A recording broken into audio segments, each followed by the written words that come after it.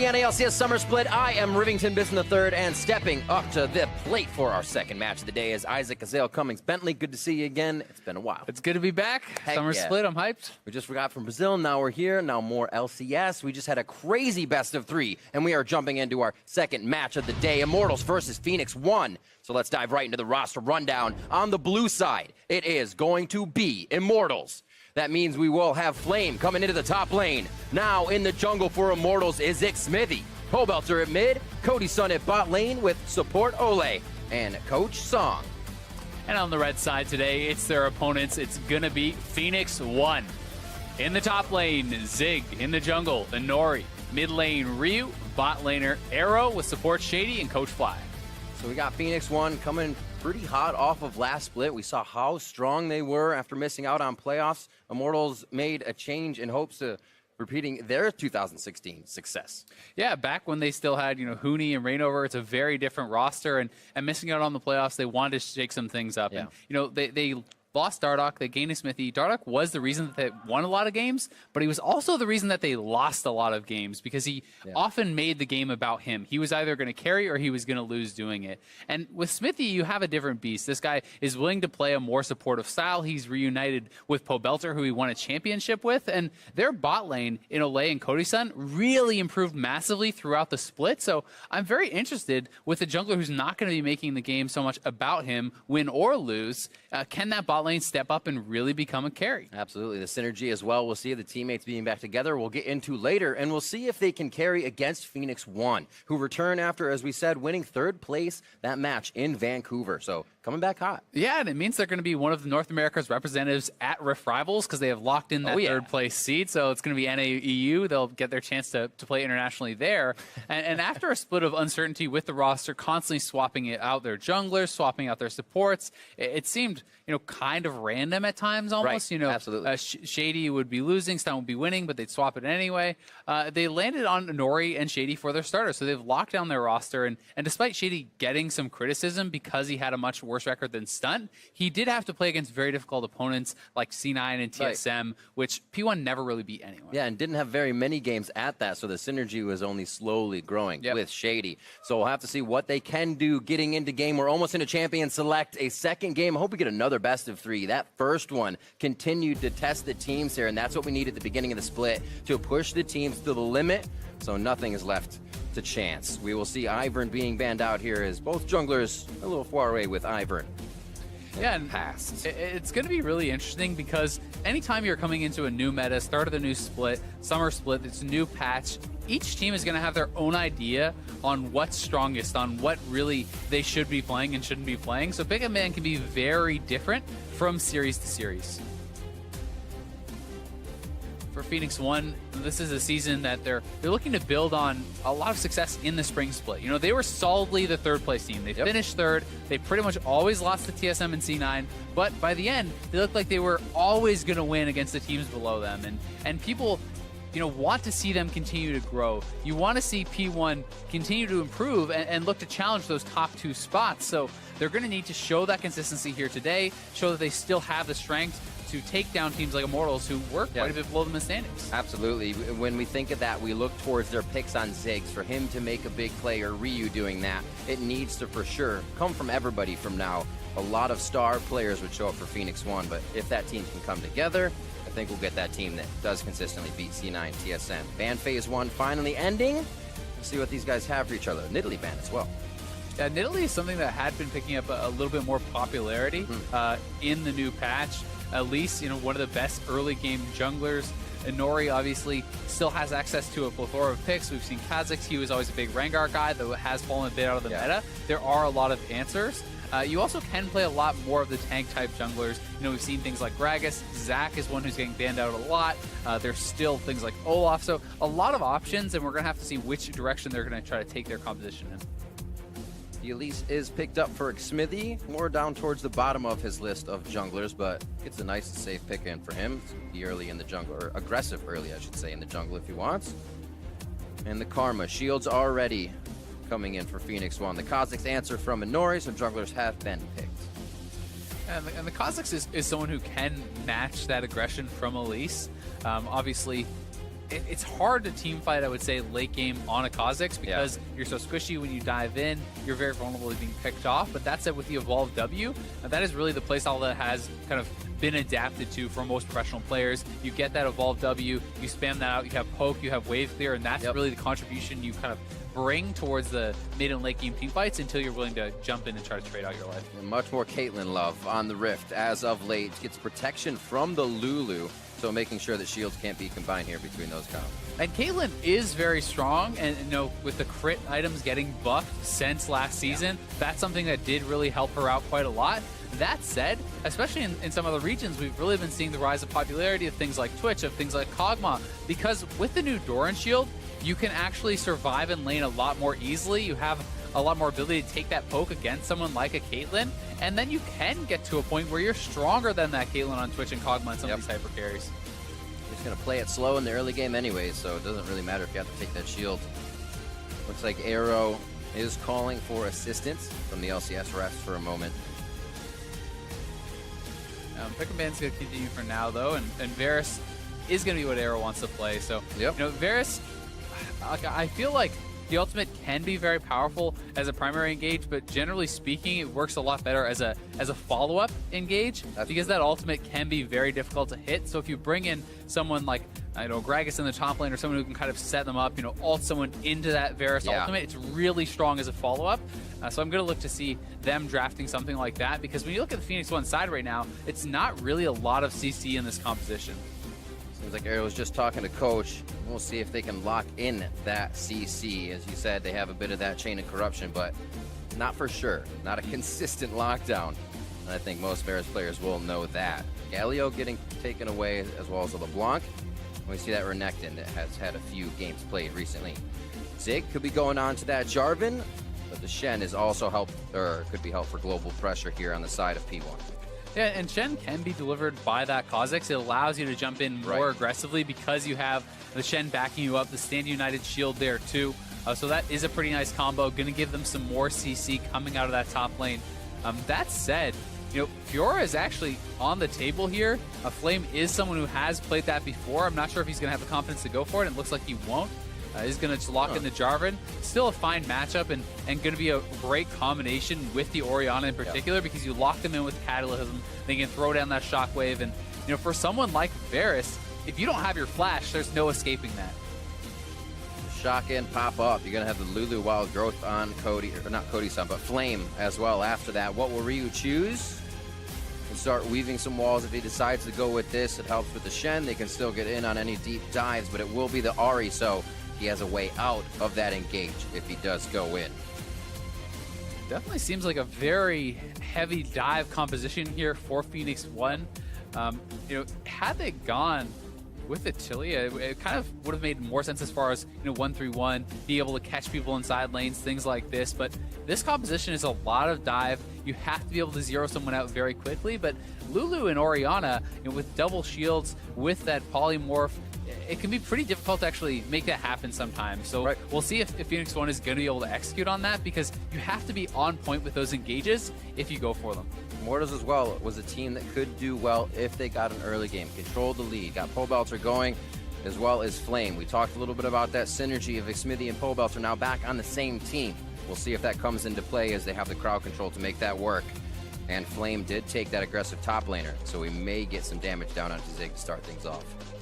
And we saw earlier in the day, you know, pretty consistently people going on these kind of bruiser type champions in the top lane, going for things like Black Cleaver into Titanic Hydra, and you can build the Gargoyle Stoneplate as that third item because you've already built up quite a bit of HP. You don't have the resistances, but the active is going to give you that, you know, 4 seconds of very, very tanky stats.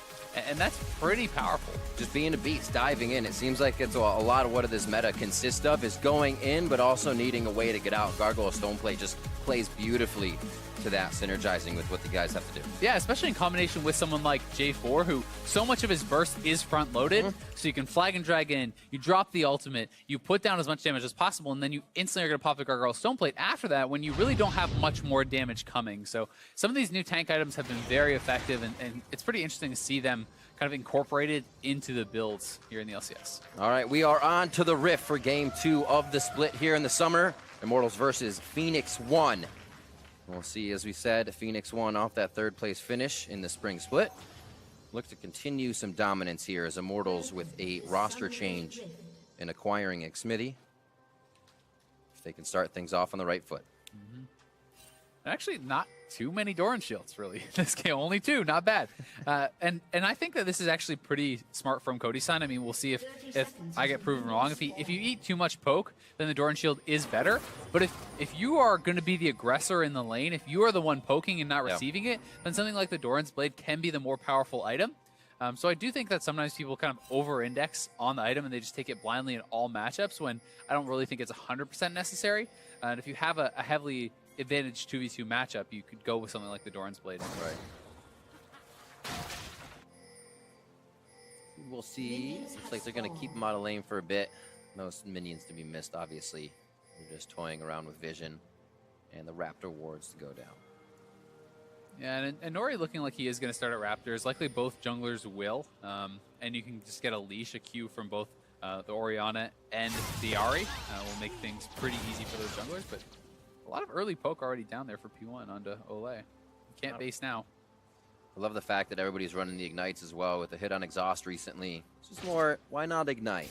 You can just cleanse for Pole Belter to reuse ignite. With so many assassins in the game, usually you see one of those exhausts. Yeah, especially against someone like the Ahri, who is a pretty easy exhaust target. That's something that can really hurt you. And Ole taking a lot of damage here in the early stages of the lane is very impactful, because this is a lane where they want to be aggressive. They want to use that kill threat with the ignite, with this Caitlyn, push them in and poke them out and threaten to kill. But if you take too much damage early on, it really can kind of limit your ability to do that.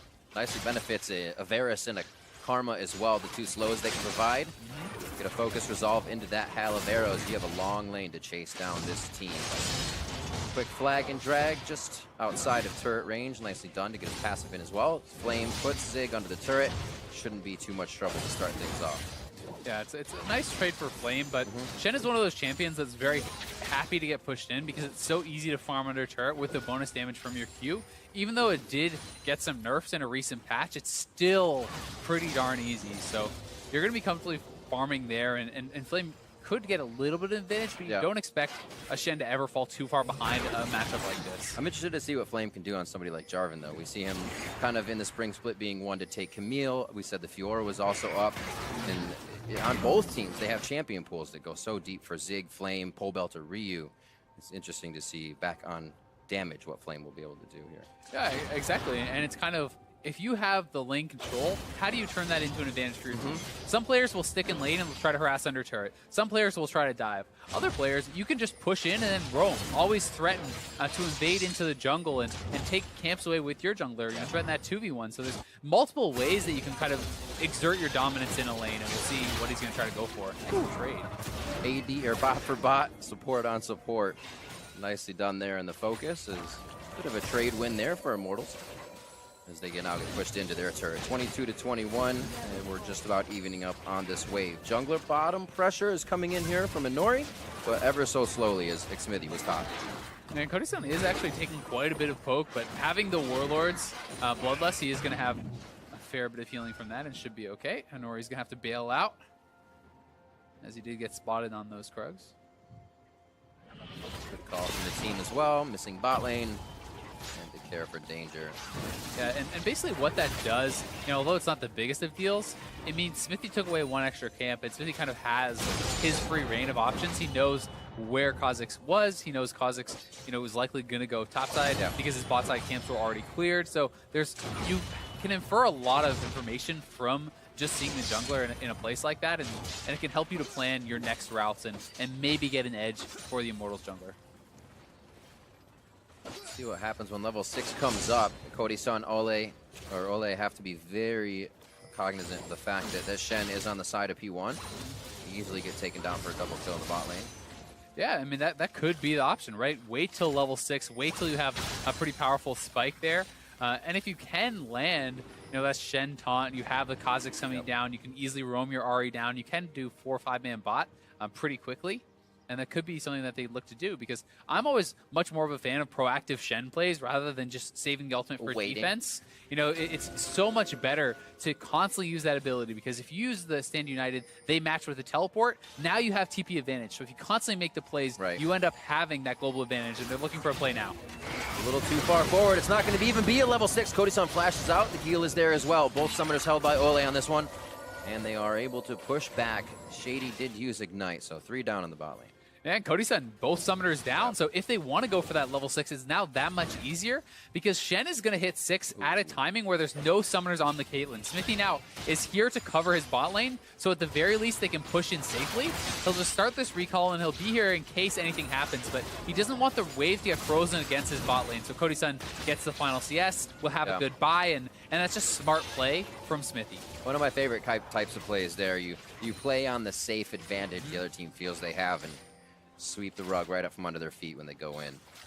Arrow and Shady both a little low on mana, so they choose to stay back, and nothing comes. Xmithie, however, was not really seen throughout those plays, so he still has a bit of fog of war to play with in the jungle and can get himself pathed into a good situation. 6.5 minutes in, no real lead on any side of the map. Xmithie's been twice top, I believe, but haven't really seen the pressure out there. Flame and Zig just kind of going at it themselves. Yeah, for the most part, the junglers have been content to kind of just try to steal away what camps they can.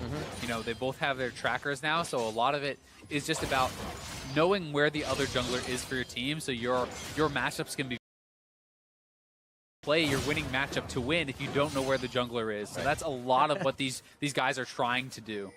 Oh, call this a little bit of a roam here by Ole. They are on a ward. Yeah, they're hatching that one. And this is a lane swap top to try to get the first turret very early on here. We do see Karma roaming up to top, and P1 are going to match. So IMT have gotten the earlier back. They got the BF sword. They're getting a lot of damage down on this turret, and this is something that has kind of developed with the new patch changes here as well. And even just that move gets them ahead on the turret. Oh, patch changes. It developed with GAM. Gigabyte Marines. No. But they look like they have the upper hand on this. Good push to the top side. They can rinse and repeat, especially with Cody-san's summoners down. They get him out of lane. They get him with more support, put him in a lane where that won't be as much of a trouble.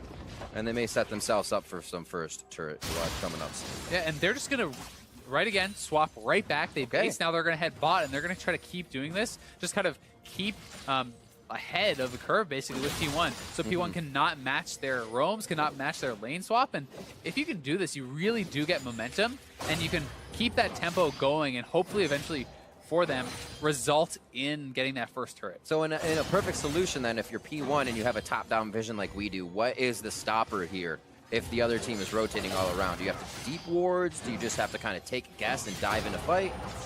I mean, I think there's a number of options, but we may see a dive here, so we're going to have to wait for that. Oh, it's Smithy onto Zig. Pretty tanky. Going to be able to call Spirit's Refuge forward to save himself a little bit more. His team will start to take resources top, but this might be the turret trade that Immortals was finally looking for. Yeah, it should be. 4-man bot. This is very well executed from Immortals. Very good macro play. They're going to get that first turret. They force Zig back, but you know, to your point, there's a number of different options. Okay. You can either, as they're basing, move your members top and try to 4-man push that turret as they have gone back to base and try to get it faster before they can get bot and do it to you. Yeah. You can also, like, in advance, keep 1-man top. In this case, Arrow would have stayed top. Support and jungle would have gone bot, and you try to defend there with, say, 3v4, while your ADC is free pushing top. So you can get advantages, but they don't know exactly where the team is, and they were not anticipating those moves. And that so wrong call puts you even farther behind. Yeah, it's Infernal as well. So really, they're getting everything, and a lot of this is early game planning and just better map movement from Immortals. A few more items coming in, mainly still that slot open for these vision wards here on the side of Immortals that they're able to be continuously putting down. And a big thing about it I always like to see as well is that those are able to be guarded as well. They aren't just placed down to have that vision and then walk away. And one of the costs now that we are seeing from this, like despite the first turret gold, P1 is actually up in gold, largely because of the amount of time. Ooh. At least they made it fast. Yeah, Ole's going to go down. And, I mean, Cody-san had fallen behind in farm because he had been moving around the map so much, and Arrow had just sat in one lane and farmed. And now that they got the kill as well, they're actually opening up a pretty big gold lead for themselves. Still, the Infernal Dragon is in Immortals' favor, but P1 did end up coming out pretty well. Very interesting place to die. It caught us off guard even for first blood. All these turrets in the outside ring are down except for mid here. I should say all, the mid and bot. So you have Ole that far up by himself. A little scary. Pobelts are now in mid here.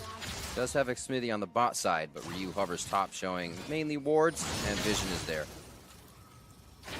This is one of those things where really it's like, can you get more out of early gold right now, and can P1 get an advantage from that small gold lead that they have, or does Immortals kind of just make the game go a little bit slower? Because later you get into the game, the better the Infernal gets, right? So that is going to be worth more than the 700 or whatever gold lead that there is. When you go 15, 20 minutes into the game, it becomes worth a lot more. But right now, P1 is more powerful, and it's kind of about if they can actually get something done with that. Because Arrow has a full completed item, and on that Blade of the Rune King, you're pretty strong. So you're looking to try to fight this Caitlyn, who wants to get to the kind of 2-item power spike at least. Immortals hopes to play around that power with these wards they've bought. Cody-san only getting a few shots on the turret.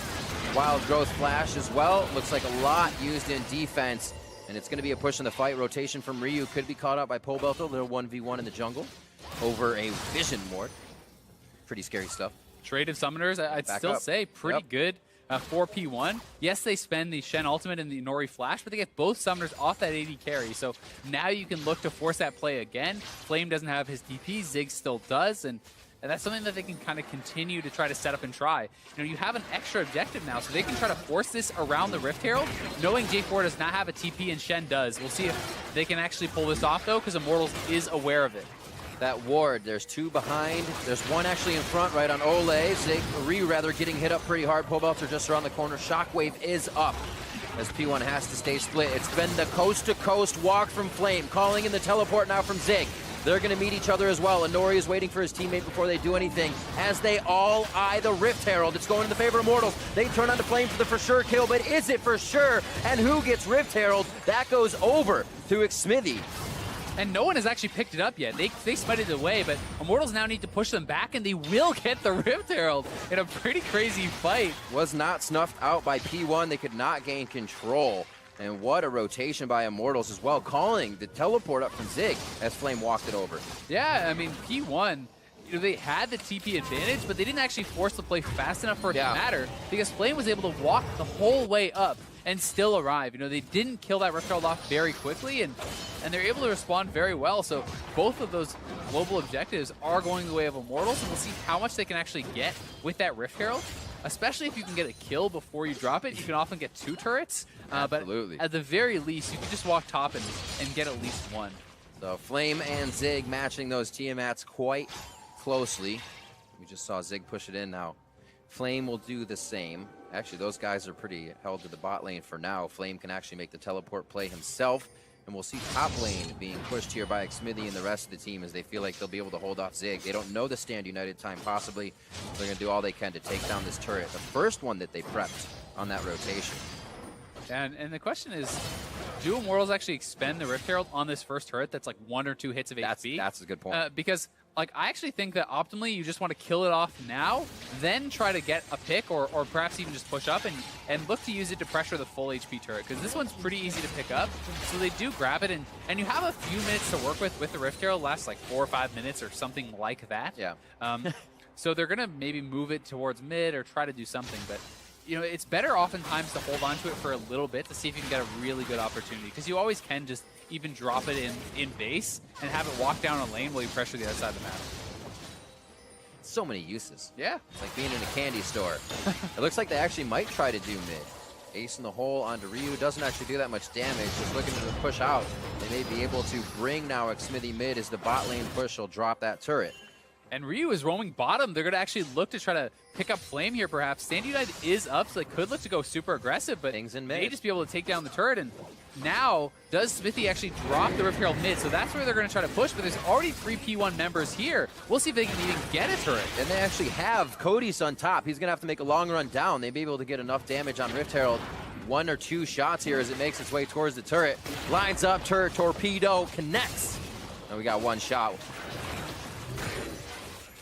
Looks like they'll be able to take it out. Yeah, without Cody-san there, it really kind of just falls flat after the one shot. Again, they do have a turret prepped, though, and Immortals has been moving quickly to those types of situations. Yeah, so I mean, they get a little bit of damage on it, but that's certainly not what you're looking for from the Rift Herald.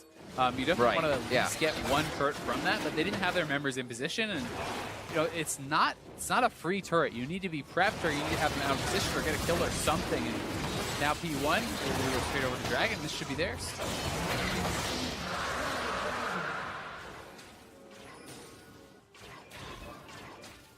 Setting up a little bit of vision as well. Their pink ward line has, P1's I should say, has always been, you see behind the red, they had one up at top try when they were defending that, and they continuously move it down. It's been hard for Immortals to even get past those mid turrets or mid anywhere. So even using that Rift Herald, they didn't know what was coming from behind the mid turret. Yeah, I mean, both teams do have a pretty good defensive line of pinks. You know, you can see 4 on Immortals side. That's true. You can see at least 3 on P1 side. But to your point, they haven't been able to really kind of crack that vision line and have the safety to feel like they can move around and move more aggressively there.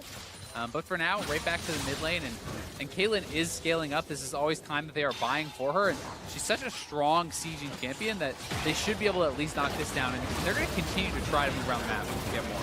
Chain of Corruption can do a hail of arrows, may stop it. Very fast wild goes from Ole to Cody-san. Here comes Ryu, charm out to the left, just missing over the shoulder of Pobelter. Oh. Very close and nicely timed, trying to get in on that repel, as Zig just misses out. P1 defends. And now they will stop the push from Flames. And it does look to me like there's some miscommunication on these Stand United, because this is a couple times now where the person who has the Stand United coming in is actually backing off. Oh, nicely done by Flames. Pops out, puts him in the basket. Have fun, guys. Flames out of there. Does have to use his flash, but plays it quick to draw the pressure down. Allows his team now to maybe crack a little bit of that vision. You see the wards forward. It's all a part of the step in their plan. Yeah. Played very, very well there. Able to taunt over the side before he got actually taunted up by the Shen.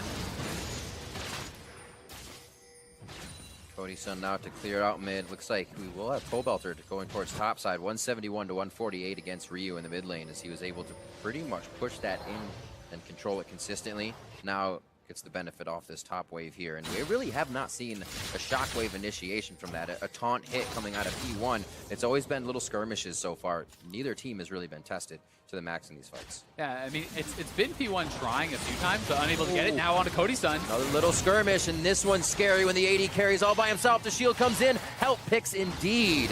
And Cody-san keeps his life.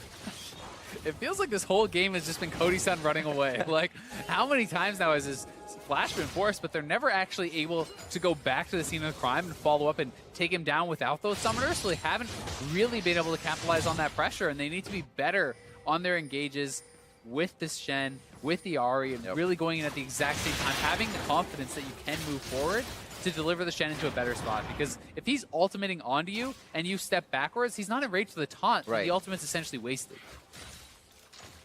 It's always it feels bad, man. Yeah. You're pinging in. I'm coming. Just keep going. Balls to the wall. We'll see if Cody-san switches up the play if these next fights come in. I mean, he's got a Kha'Zix, a Shen, possibly an Ahri diving into him. We're going to go ahead and delete that Kha'Zix out of that equation. Inori goes down. Great job by Immortals being inside the jungle. Shockwave finally coming out of Pobelter. Ryu's going to get soloed out as he tries to take control of the top lane. Flash as well there, and Immortals finally get that opening in the map they've been looking for. Yeah, it's a big place from Immortals. They not only do they get the 2 kills, they get summoners off of both of them there as well. They can be pushing. They're going to be having pressure mid from the Caitlyn. You know, bottom is shoved up by Jarvan, and they can look to try to crack this top inner turret as well. Fight to the mid lane. Chain of Corruptions on to Cody-san. Here comes the teleport in. They're going to put 3 in the mid. Now Flame might have himself in a bad spot, but he is drawing members down, which means top lane has free time with the second tier turret. Red's being taken by Xmithy, so they deny more resources, and again, slowly prep these turrets for continuous takedown, but P1 has that in mind as well as they gun down mid. That was a really good catch there from Arrow. I mean, that was really the one vulnerability, but they're going in. Flame lighting things up. Let's see if he stays alive in this one. He's going to get taunted. Flag and drag in as well. Zig under the turret, and Flame's going to get hit with a piercing arrow from Arrow. Rather get killed by Shady in the end. That Ignite ticked down. And the team comes up now, 1 kill up, 20 minutes in as P1 throws down their own pressure. I mean, why didn't Flame just cancel his ultimate and walk out? He kept the ultimate up for the full duration there. He's like, I can't get out. He just press R again. I'll be there for that answer, too. Yeah, I'm not really sure if he thought he could just survive and keep them locked in with him and try to get an advantage from that. But, you know, I'd like the play to try to push them off the turret and try to keep that up. But he could have just ultimated, canceled that out, and then backed up, and he probably would have accomplished the same thing without dying. Potion Corruption gets that in, so he has a little bit of health as he makes these engages. We'll see one more time in mid what started this all off. The lane resets, and Arrow just goes off. Yeah, he just hits that ultimate right onto Cody-san, and Cody-san, he had Flame coming, so that's what gave him the confidence, I think, to step forward, but really did not understand how much damage was going to come out here from Arrow, and then Flame wants to clear out the wave, wants to keep them safe, and let's see, he flag and drag forward. Oh, he actually doesn't even use it. He has the ultimate. He can cancel this at any time. He's trying to hold them in, I guess, and thinking the tower is going to do enough for him, but like, that was just very poorly played from Flame. He could have even QE'd out or just canceled his ultimate, but trying to get too much and overestimating perhaps how much damage the turret was going to do, but no one from his team was actually hitting the other players, so it was only the turret. Maybe throwing a little glitter at him. Yeah. Give Ole some credit. Just over 20 minutes in, and the gold is even after everything we've seen. These teams have been each other's faces left and right. And Immortals showing a bit of consistency here in the early game to keep down P1, but now getting caught is going to mix things up, puts Immortals in a sticky situation. And that's going to be Smithy going down. Now P1 using this time. They're going to go ahead and grab another Drake on this game, and that's a mountain. It'll help with these objectives. Yeah, it really will. I mean, we talked about how hard it is to hit that Varus ultimate oftentimes, but Arrow back-to-back, getting picks for his team, nails the ultimates, showing why he was the Spring Split MVP. And yeah, Varus is not the same kind of lethality Varus that he played last split, but it's still very strong. Yes. He has the practice on this champion, is executing extremely well. It's still playing Varus, and a lot of, if you just look down the stats on these teams, match up from lane to lane. A lot of the guys share the same champion pool, but Arrow stands out above Cody-san, and it's not even in really getting kills. It's being able to get that damage done and then get the kills. They're not finalizing. He's doing over hundreds of damage to do it, so knows where to stand. That helps the team out as well, knowing they don't have to protect Arrow. Good things happen when your AD carry can start a fight like that. Yeah, definitely. I mean, one of the things to me that always made Arrow stand out from some of the other AD carries is not even necessarily his score lines and things like that. It was the fact that he always seems to be standing in the right place. He's always getting the maximum amount of damage out, and that's really what you need from your AD carry. You need a consistent damage threat, someone who's, you know, able to threaten the tanks, push people back, and not give up their life. Because if your AD carry goes down, and especially later into the game, you often have no chance to actually punch through a lot of these tanky members. Here it would be up to Ryu and Inori. They still get some damage out of Shady, but the build is definitely utility in this game. And again, reset to that mid lane. Seems like we're getting a lot of fights here. The middle portion of this is teams losing a bit of vision. Everything kind of tunnels into the mid along with them. And we wait for the next hit. Summoners up on both sides. Some pretty good fights out of this. So it looks like both teams are going to play it safe until they get that engage they want. Really no objectives to play around right now either. You just have to make an unsafe move into the jungle. Yeah. Whoa. Right now, I mean, Zig has the push, so it's actually Immortals that needs to respond and do something. Yep. P1 is happy just allowing him to split push, shove up to that turret, and once Flame actually shows bot lane, you could look for P1 to try to make a play with the Stand United, try to start something up with Ahri, with Kha'Zix. Otherwise, they can just establish vision control around the Baron here, try to clear out as many wards, and really start to threaten that area of the map. Does meet up with Flame for a moment.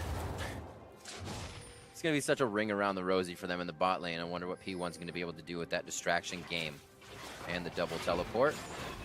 Doesn't look like much right now. Seeing Inori in the back and Smithy in the base means it's a bit of a breather moment here. Baron is up, so the vision wars will start to hover towards the top side of the map as well as Ryu. And one of the things you can kind of infer from the build here on Zig is that he did want to have a split push focus style, completing the Titanic Hydra first. A lot of people would just get the Tiamat for some wave clear, sit on that. Right. But when you fully complete that, you're not as powerful in team fights generally because you're much less tanky, but you are very fast at shoving out waves with that, constantly keeping it pushed up, and utilizing that split push kind of pressure and global map pressure that Shen has. We see that flip side in the build of Flame. We might see a dead Cody-san as well. Wild Growth goes down, and Smithy tries to answer back. They call off. They say there's too many as the Stand United comes in, and Pobelter's just on the top side of the fight, would be routed by Ryu. So they call off, and they're going to have to jockey for Baron position as the Vision Wars begin. Yeah, a lot of wards around here that they are clearing out. There was a flash ultimate. It looked like a whiff from Arrow, but they still get a kill on Cody-san, and they may be willing to start up the Baron or really try to bait in Immortals and see if they can actually get a fight off that, because they still have some pretty key ultimates with Ryu's up, and good luck to team fight. Powerful Spiderling, good bit of damage. Ryu looking to flank, they could be starting here. Hit onto Smithy. Charm is missed with Repel, but he only has Gromp to go to. The team knows it and gets that Frenzy to get himself out. A little bit of help from Ole as well to get the movement speed. Nice. They're going to have to make themselves scarce on this one. Get a reset on the positioning, get that lane pushed on the top side. Everything else is even, so they can stay to play. Pretty well played by Smithy there, actually, to be able to get out, repelling to the Gromp, sidestepping the Charm. If you go down 26 minutes in as the jungler, Baron is very easily on the table. So it was key that Immortals was able to stay safe during this death timer of Cody-san. And Cody-san really has been getting picked on. He either needs to play safer, have someone in his back pocket, or kind of just respect the engage coming out of his opponents, because he's pretty much been without summoners the whole game from them forcing onto him. And now Pobelter will have to play it a little bit safe as two members show for P1 on top side. Just about 1,700 gold Arrow is above Cody-san, so you can see those being the items, as well as the Ninja Tabis for Arrow, to make sure he can deny Flame that 0 out damage if he were to get Cataclysm right away.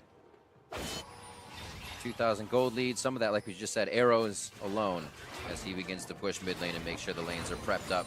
A few wards in the mid lane, keeping Arrow safe as they move up, and it's now Immortals to set up. They've had great hits from Flame. The engages have slowed down, though. We have not seen any engage ball drops from Pobelter as well into the Shockwave. There's so many possibilities from Immortals, but it seems like they're ready to absorb a fight rather than take one. Yeah, I mean, they kind of feel like they are, one step behind a little bit. To their credit, they do have very good scaling. Late game team fight with Lulu, Caitlyn, Orianna. That's true. Plus ball delivery, so they may be happy to kind of just take it late and play passively. But they had some nice moves, getting the first turret early.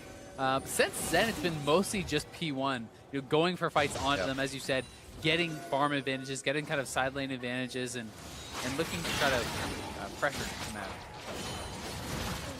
Back to the mid lane. Starting to be a pretty commonplace here mid-game.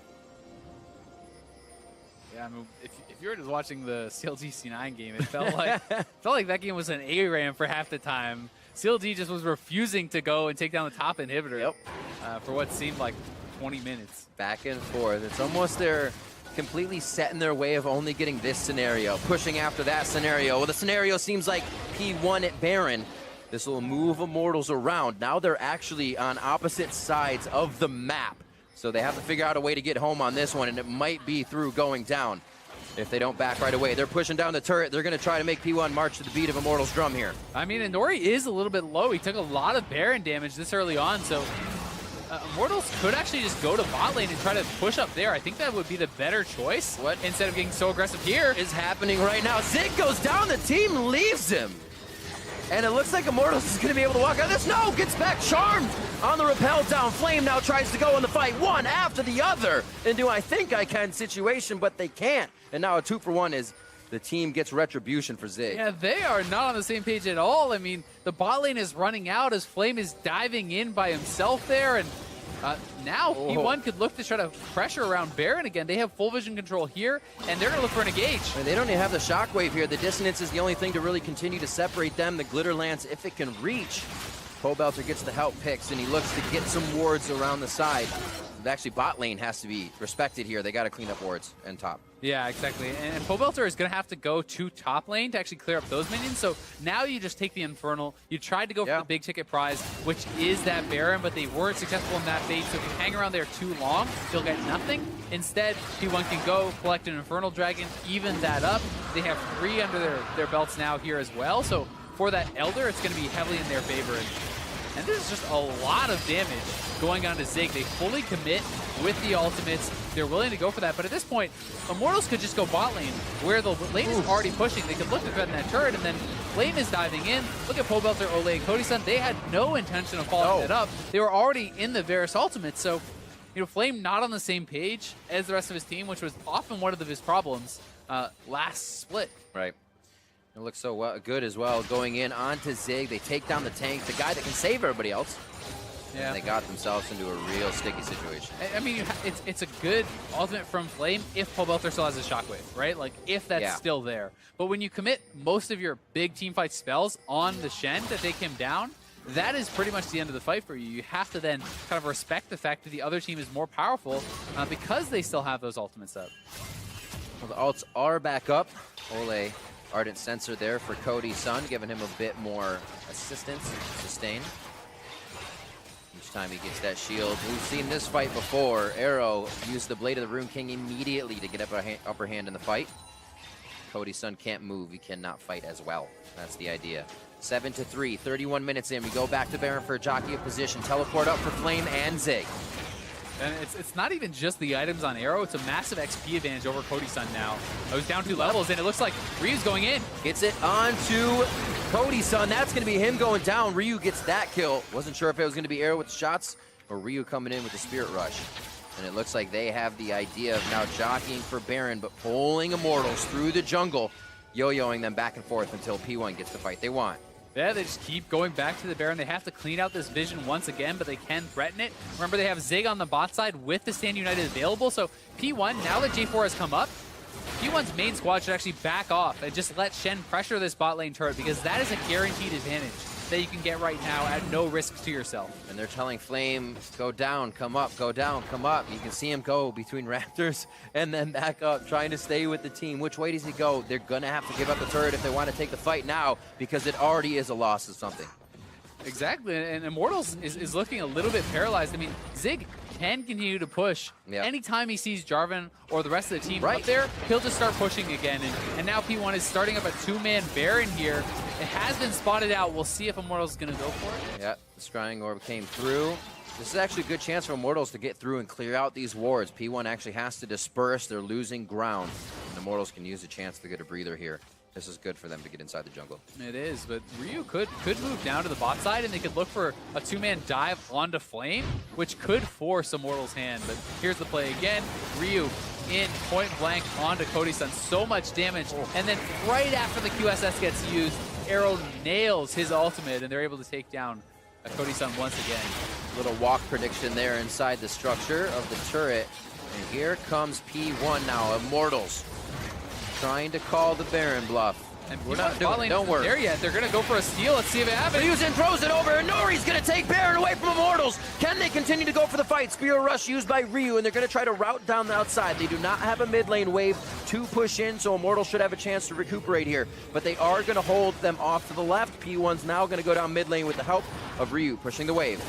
And P1's just trying to hold them there. Smithy going to get caught out. They're delaying their base while the mid lane is being shoved up, and they're going to be able to pressure down this turret. Ryu escorting that wave in now with the Baron buff, with the red buff, and they'll get at least this tier 2 right off the bat. And that was super risky from Immortals, but they felt like they were so behind in tempo they couldn't answer the Shen, and they needed to try something, but Inori comes up with a steal.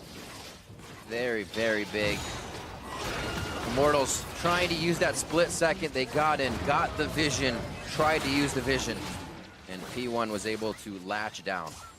They certainly were, and now for P1, you just wait for the Shen to push in the wave. You don't need to do anything crazy. The only way you kind of lose out in this situation is if your 4-man squad gets engaged on before Shen has pressure. So Shen now has that Baron wave almost at the turret. Multiple members must come down. As to show here, you pressure the mid lane turret. You go back and forth like that over and over, and look to do that damage. Interesting engage. Could have got more damage on the turret, but they want damage onto Flame so he can't defend it.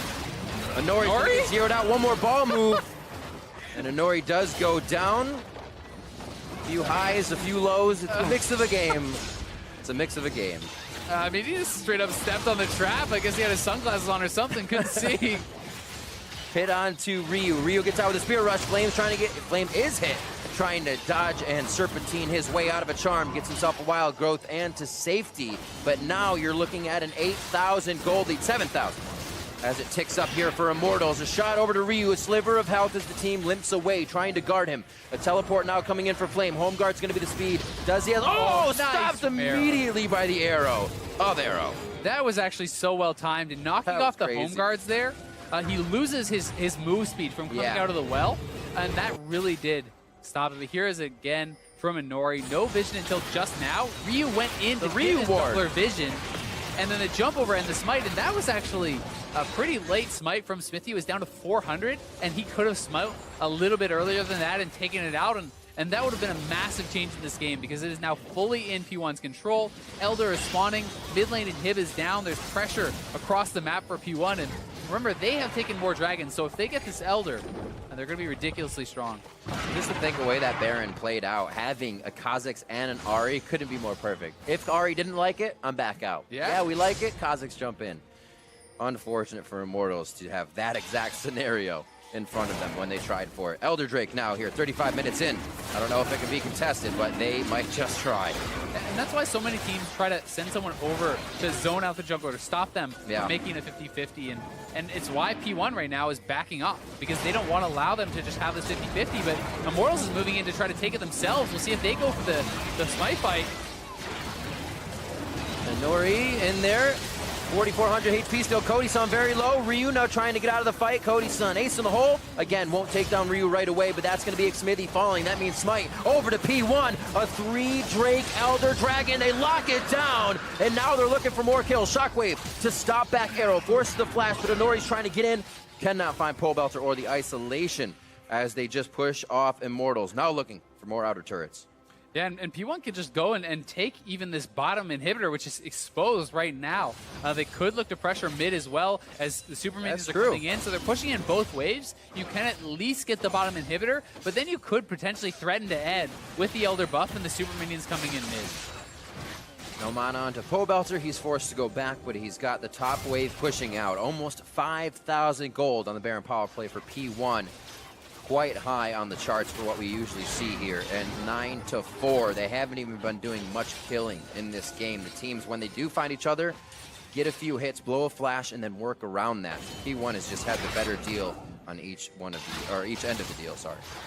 They really have, and they're setting this up very intelligently. Having Ryu escort in the mid lane wave, creating pressure. You make someone answer those super minions, then you take an odd man fight. Never allow your opponents to have an even fight when you have the advantage. Almost a bait to want it. Zig feels comfortable getting up, only a few more shots. Smithy comes up, just about half HP for him. His minions already onto the Nexus turrets. Got about 30 seconds on that mid inhib before it does come back up. It looks like the team knows it as well. Top lane has been prepped. P1 has so many things in order for themselves right now. It'll be a few fights they lose before Immortals even gains ground again. Exactly. I mean, Shen is shoving in the bot lane wave, going to be constantly pushing up these minions, threatening the Nexus turrets, so that you non-stop have to have Pole Belter or Cody-san, back there responding to those minions, and the rest of the team can move forward and pressure turrets and get damage done. They are just corralling them at this point. I mean, they're moving in from all sides. 2 men have to go bot to answer Zig. He's going to keep moving up, keep defending those turrets, and Ryu, very difficult to answer as well. Plus, if your 3-man squad that's defending the top lane turret moves too far forward, that Shen and the Ahri can come and actually flank and just go for a collapse and a dive.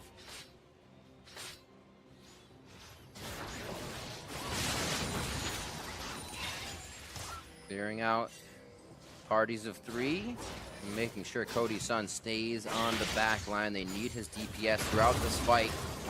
Still trying to get the locket on shields on the Ardent Sensor. More for him. Finally picks up a little bit of armor pen, so he can start tearing through Zig, as he has been on the front line of these fights. Yeah, it's interesting to see that Arrow is actually not going to build any armor pen in his build whatsoever, despite the fact that Flame is picking up armor. There's already 2 armor items, well, 1.5 if you want to say on Smithy here too, but not really concerned with that. Looks like he's probably going to be building towards a PD, and he'll be sitting on that for his full build, which is pretty atypical against any game where there is a fair bit of armor. You generally do want to go for that Lord Dominix in a time like this. So one thing that you can say about the Phantom Dancer over that armor pen is actually the damage reduction that it offers is pretty underrated, because you have the flat damage reduction from the PD passive, you have Blade Rune King lifesteal, you have tabbies which make you more tanky, and you have that moth. So you actually do become relatively tanky despite their strong amount of dive. So if they are diving in on you, you have Katie to protect you, and then you have a fair bit of kind of strength in and of yourself. He realizes that damage that Flame can do right now. Zig hovering around. I think somebody just caught an eye of him on the side of Immortals. They have turned away from the fight towards Baron, and he has a super minion on that turret. 2 super minions alone will take down a Nexus turret. You have a Zig and 2 super minions. You're definitely going to be taking that one down, even if the wave spawns. He'll take hits from Flame, but I don't think he's going to turn away before that turret goes down. Now it's the choice of the rest of Immortals. What do they do? And there's honestly, there's no real answer to Zig. He can just go and start hitting the mid lane inhibitor now, and you need to send a second member back from Immortals to actually deal with him. Flame does not really do enough on his own, so he's going to keep being so annoying with this, and P1 can eventually look to start up that Baron or bait someone in, but they have all the cards in their hands. And someone like Zig has immensely stepped up from a position he was in previously on previous teams. Now seeing him come in through P1, playing Kled in a completely different style, now Shen in a completely different style, shows that he has both ends of that spectrum and continues to keep the team in this game from a very supportive top lane position. Nice Spirit Rush, getting the Shockwave out of Pobelter. Ace in the hole is now used. Immortals down 2 ultimates before they even start the fight. Reuse is down, and so is Arrows, so looks like we're even on that. And this is also pretty smart here from Zig. As soon as the rest of the team backs off, he moves towards the bottom side of the base. We can hopefully outrun this. We'll see if he's able to do so, and waits until the ultimate's used, then flashes away. P1's already back on the Baron. He can stand united in. This should be a Phoenix1 Baron. They may pull off for the fight. They do see Xmithy. They don't want him in for the repel. He's going to try anyways. 2,300 HP, a little too early, but he had to get in. There was no vision. There's not much you can do at that point. And Xmithy goes for broke. Yeah, he had to try for it. No real choice there in Smithy's shoes, but P1 makes a smart play. They turn, they eliminate the chance of 50-50, and that's something that Immortals failed to do earlier when they gave that chance over to Inori, and ever since then, it's really been all P1. Now it's closing out the game, not giving your opponent respect, in a good way, but knowing that you can take them in a fight and taking that fight. See if P1 can continue to pressure down. Zig's been basically setting that up, so I can't see all 5 of P1 being scared coming into this base now. Yeah, I mean, one thing definitely going for Immortals is the fact that Pobelter is super farmed. He has his death cap. He's 3-0. He's level 18. Like, if he can hit a really good Shockwave, you have a chance, right? You have a super farmed Orianna. You have a Caitlyn who's getting to very late game status, and you're depending on these guys to come up big. You need to make a big play now to stay alive in this game. It's going to have to be a huge hit. You wish you could flash forward and make that Shockwave, but you know it's probably going to have to be a flash out at some point with the power of P1 right now. And Immortals towards the top side. No, it's the last turret. They could hover around. Which is why you have to depend on someone like Flame to set up that engage for you. And it's why Immortals can't just sit back, because P1 have been bleeding them out. Immortals need to look for that play and go for it, even if it's that 5% chance. It's better than the kind of 0% chance of winning when you actually are just sitting back and letting them push you in from all sides. I mean, the scenario is they're at the turret, but they're really not, right? It just went down. There was no retaliation. Something has to be done. This inhibitor will fall. Minions are going to be pouring in from every lane as P1 looks at the last Nexus turret. And they're finally going in onto Arrow. Flame gets hit, taunted up. The rest of the team pulling back, not having the Shockwave come in yet. There's an entire team, but it cannot get Pobelter close enough to get that Shockwave in. And it looks like now they defend the Nexus. The members of P1 looking for more kills. That's going to be Ole going down. Cody's son, Xmithy, and Pobelter on the backside of this one. And the Nexus turret down to 10% HP. One last shot for P1, and they take game 1 over Immortals. Yeah, well-played game from P1. Immortals just not really able to get anything going this time. And P1 made it look pretty easy. You know, they just slowly kind of pushed them out. They controlled the side lanes, and it was a well-executed game. Even in that last fight, Pobelter, despite the good setup from Flame, he got zoned out by Ryu and was never actually able to step forward and nail that shockwave. So P1 definitely playing to their win conditions. Played it slow, played it well. Played it very well. Looking at that bot lane, we talked about Cody Sun and Ole possibly stepping up where you're going against that MVP, and now Shady that stepped in to see what they can do on this team. 507 and 409 from the bot lane. A lot of strength coming out of there for P1. And as we said, Zig 01 and 8 can play all of those styles. We've seen it before. The crazy Kled and the kind of reserve Shen. Yeah, I think they played very well. Arrow definitely, you know, the big star of this game, hitting so many Varus ultimates that got them those mid-game picks and being able to get that in. Yeah, Nori with the steal on Baron was also massive. And, you know, they really were able to just play it very intelligently. I thought that their builds, their game plan were all very smart. You know, from the early Titanic Hydra and the kind of commitment to split push on the Shen, just not allowing J4 to really group and do what he wants to do. Strong showing there from P1 to start things off. We're going to throw it over to Dash and Zyrene to see what they make of that game. Thank you very much, Riv. Phoenix1 coming out top here in game one. But let's look at how they did it, because I think it was a very slow bleed, right? Or at least that's the way it felt, and they kind of mentioned that it looked clean from Phoenix1 from start to finish and that they had control of the game for the majority of it. Before we get into the game itself, though, continuing with the theme of week one, roster moves and team identity, right? Let's look at Immortals through that microscope, given the fact that they've brought Xmithy in, but in general, this is a Flame team, right? And Flame we typically look at as a guy who wants to be splitting, who wants to be dominating in the top lane, not necessarily grouping and fighting. Yeah, I was a little confused for Immortals in the Champions, like, because Phoenix1 picked the Shen. You could pick the Fiora into it, which just sounds like a great Flame champion to me, and you can 4-1 split push with it. I thought that would have been like maybe a really good suit for the team, but they went with the Jarvan-Orianna combo, which we almost never saw this game. And one of Immortals' biggest issues during spring was they couldn't really group up and have Flame be on the same page, so they eventually went to split pushing because it was like the easier thing for the team to naturally fall into. So they picked a team fighting comp, but it doesn't solve any of their issues because they don't play it well in the slightest. Right. In the context of it being week one and the fact that this team hasn't had, you know, months of practice together, it does make sense to go for something that should be easily executable in that, okay, Jarvan ult,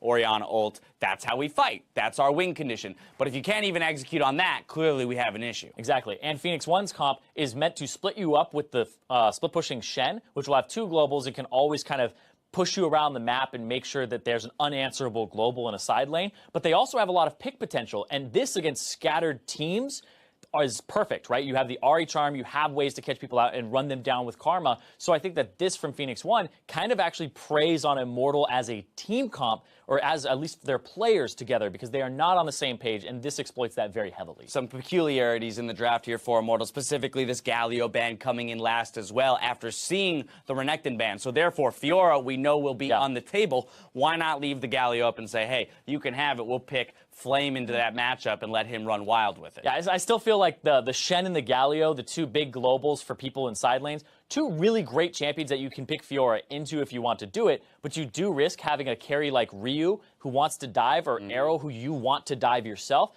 get some type of damage reduction or shield on them. So I do feel like those 2 champions in the top lane are pretty big issues. So I don't blame them for banning the Galio out. I just kind of question why they didn't pick the Fiora, because I think it's better stylistically for the team. Absolutely. Let's dive into some gameplay. 28-40 into the game. This is a 2-for-1 in favor of Phoenix1 in the mid lane yet again. But this was peculiar to me because, again, Immortals, looks like this is the fight you want to take, 5v5. Yeah, you can blow up Zig here, or get his flash, or get him to taunt away, and he's no threat without using Shockwave. But then Flame goes in, Arrow has no flash. Arrow has no flash. Go in, Jarvan ulti him, and get the Shockwave down on where he is, and he's standing next to another person afterwards. That should be a very easy call to make after you push away Zig and you don't use Shockwave on him. So it felt like they were just trying to get something instead of go for the right fight there. Right, it felt frantic, didn't look like they understood exactly how they're supposed to win the game. Once again, Jarvan using his flash defensively after EQing in, as opposed to just flash ult with the Orianna ball on your head. Yeah, it was actually a really good ultimate there from Arrow, but I do feel like the engage was too late at that point, so it's kind of like failures all around for Immortals there. All right, but now let's push ahead to the Baron steal, because once again, Immortals on the front foot. They're the ones dictating the pace of the game here. Start up this Baron, a blind steal from Ryu and Inori. And this is something that Immortals are not expecting in the slightest, because you would set up and turn in a heartbeat with a team fight composition onto this team. But the fact that that was completely blind, Ryu's like, they're in this area. I don't want to check through that Caitlyn trap line, because you could step on one of them as you go through the brush. I'm just going to go over the wall, risk it. I have multiple Ahri ultimates, or charges of it, and he just goes in, and Inori's like, oh, it's 2K? Let's put threat on Xmithie, put pressure on him, and then Inori jumps in with only the pressure of having to steal and not worry about getting burst down like Xmithie did in the Smite fight. Now, of course, there is some element of luck there, as it always is with Baron steals. And so for Phoenix1, you're going to be coming away from this game saying, hey, we were this close to giving away a Baron and maybe the game going the other direction. So for some things for them to work on looking towards game 2. But I want to now flip back to Immortals, since this is the one with the big roster adjustment, and look at our final fight of the game. And understanding that they're behind at this point and that this is probably an unlikely win for them, even now the execution doesn't quite seem to be there. Exactly. But that's right there. It's like, where's Orianna Ball? Where's Pobelter's Orianna Ball? He's off on the left side. Where's the Shockwave? He's got it up.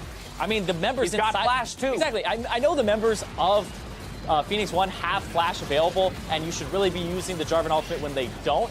But that's still an opportunity. That's an easy win right there. That looks like a delicious ultimate for me. I will take that, put the pressure on them to outplay with a Flash. But they weren't doing that, because you can throw those ultimates out, look for those picks or those fights, and like the previous fight that we had seen before, Arrow didn't have Flash then.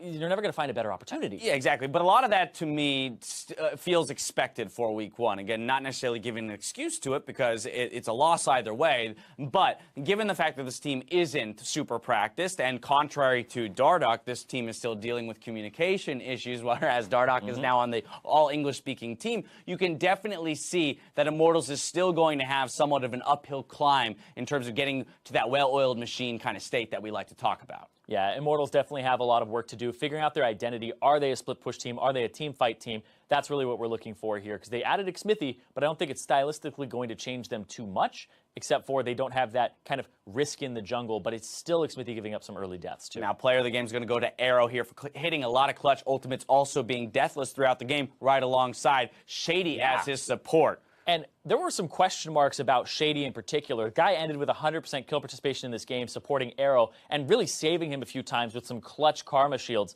And I think that Shady had a lot of kind of criticism because he came in to replace Stunt, who seemed fine, but the team played with Shady, and they made that decision saying, this guy hasn't shown you what he's made of yet. All he's done against is play TSM, C9, and playoffs, so he's always had pressure on him, and he was a rookie. Yeah, right? those are huge matchups. This guy comes in with literally a week of regular season play and then playoffs under his belt. He's one of the newest players to the LCS, exactly. And so we have to watch him grow. It'll be a lot of fun to watch him grow alongside our Spring Split MVP. Now, we have to step away for a quick second. When we return, we'll see if Immortals can even up the score against Phoenix1. Game 2 coming up after the break.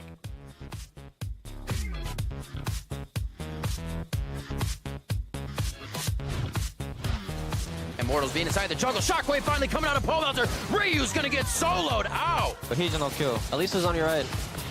Okay. He's behind us. I'm coming. I'm slow. I'm here. I'm behind Elise. I have here. What, instead of getting so aggressive here, Is happening right now. Zig goes down. The team leaves him. And it looks like Immortals is going to be able to walk out of this. No, gets back charmed on the rappel down. Flame now tries to go in the fight, one after the other. And it looks like now they defend the Nexus. The members of P1 looking for more kills. That's going to be Ole going down. Cody's son, Xmithie, and Pobelter on the backside of this one. And the Nexus turret down to 10% HP. One last shot for P1. And they take game 1 over Immortals.